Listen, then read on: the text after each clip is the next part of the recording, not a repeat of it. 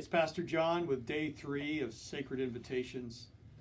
And this is one of the passages of Scripture from the Gospel of John, chapter 1, verses 35 to 42, that include this amazing moment. One of the two that had been following John the Baptist were so affected by his ministry that they were never the same. John chapter 1 verse 40 says, one of the two who heard John speak and followed Jesus was Andrew, Simon Peter's brother. He first found his own brother Simon and said to him, we found the Messiah, which means Christ. He brought him to Jesus. Now remember that. Verse 42. Andrew brought his brother Simon to Jesus. Jesus looked at him and said, you are Simon, the son of John. You shall be called Cephas, which means Peter or means rock.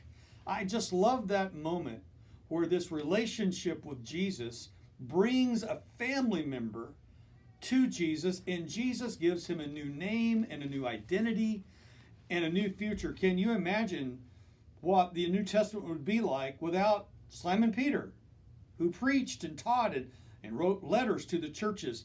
This study we're working through, Sacred Invitations, a little book here, I really, really want you to underline the bottom of page 14.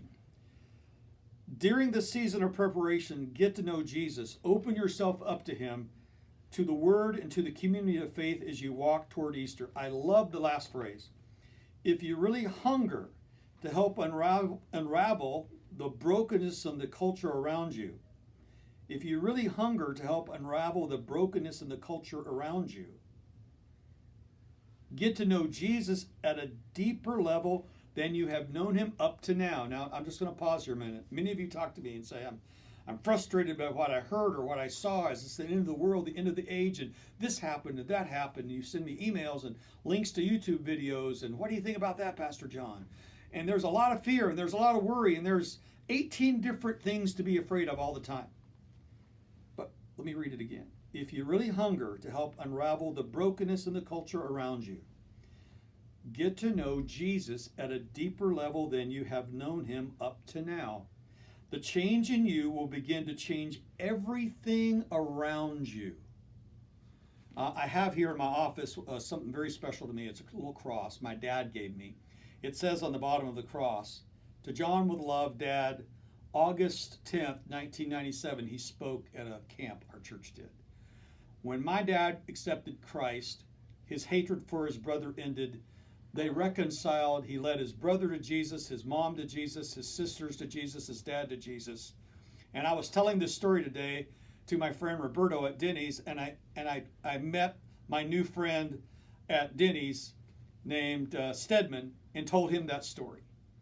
Because the minute my dad said hello to a person, he would tell the story of how his life was different because of Jesus.